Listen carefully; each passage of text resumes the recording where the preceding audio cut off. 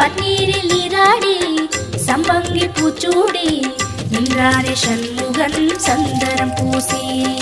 ஓம் சரவண குஹ சரவண ஓம் சரவண குஹ சரவண. பன்னீரில் நீராடி சம்பங்கி பூச்சூடி நின்றாரே சண்முகன் சந்தனம் பூசி. தங்கரதமாடி வரும் வள்ளல் முகம் கோடி பெறும். தங்கரதமாடி வரும் வள்ளல் முகம் கோடி பெறும். வள்ளல் கரத்தாலே வாழ்வு வரும். குஹன் என்றாலே சுகம் என்றாகும். குஹன் என்றாலே சுகம் என்றாகும். பழனி மலையில் பழகும் உறவில் பாசம் பிறக்கும். ஷண்முகலா